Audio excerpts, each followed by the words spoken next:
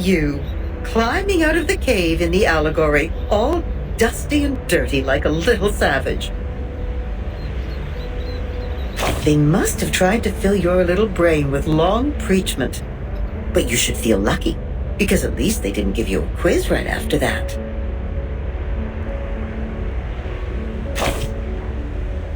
Oh, how modest you are. Looks like you didn't spend all your student days catching tree frogs. Try to reach the corners of your mind, if you would.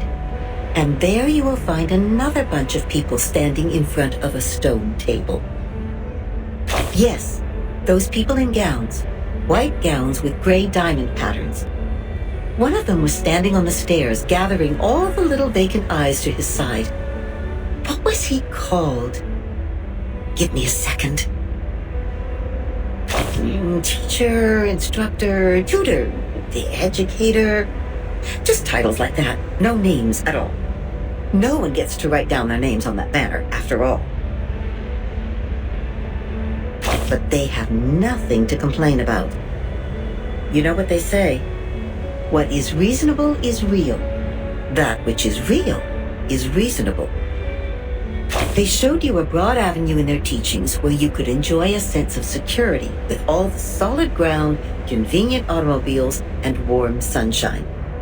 And at the end of the avenue even lies an inspiring mission, to which you are expected to devote your whole life. There is a distinction between good and bad here, and it's as clear as our innate sense of right and wrong, like a floor of black and white tiles. Any stains on it will be noticed immediately. But in fact, there exists another path in the woods. It's much less traveled, leading to the unknown darkness which cannot be seen with eyes or proved false. You may even experience indescribable chaos and madness there. This path, however, has an excellent view, and it's one of a kind. The plants are thriving with bursting energy, and the flowers are blooming in a delightful atmosphere. So, which will you take? Oh, that's not an easy choice to make. This grandma must give you a round of applause. I would have even pinned a boutonniere to your suit if I had one. But I have to remind you, those things in there are not easy to deal with. They can drive you insane, and you have to be very careful. You've seen the living proof. Many were freaked out after they came back, and people had to tie and lock them up. Others even dug their own graves.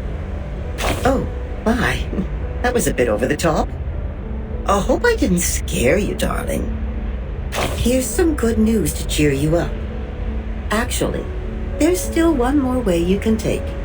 It would be a good choice if you want to enjoy the scenery without getting lost in the darkness. I'm sure you know that myth. You shall take the soul of your love out of the underworld, yet you shall not look back. That's right. You shall pass by the sleeping sirens, yet you shall not make a sound. The ones with the belief set off. They entered the dark woods barefooted, yet moved so smoothly, as if they were walking on the avenue. They kept their mouths shut and eyes forward. They never turned back, never picked up what was not theirs, never set foot on the forbidden lands, and never looked straight at the sacred greatness. They showed frugality, patience, and wisdom in the face of hunger and danger. So the beasts continued to lurk in the shadow, and the ones with the belief passed through the woods safely until the path disappeared along with the direction sign. Then the first one to look back gave an exclamation before being exiled. Think about what I just said. That which is real is reasonable. Never look back in the woods, darling.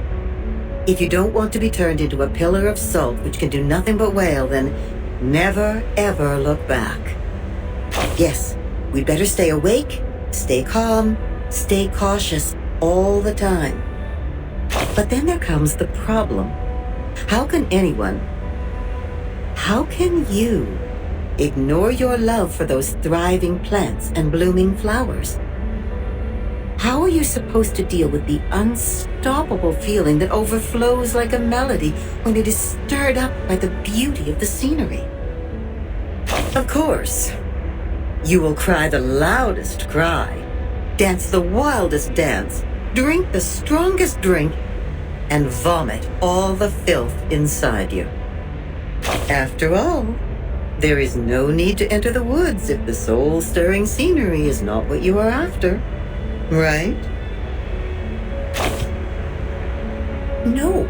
So you better let it slip your mind, darling. Just let it go and hurry forward. Remember to keep your eyes shut and hold your breath. When you do so, the scenery will no longer mean anything to you, nor will the fragrance of the flowers. You will get out of the woods and reach where the truth lies. Is that what you want? Don't worry. We have plenty of time. You may come back at any time and pick another way.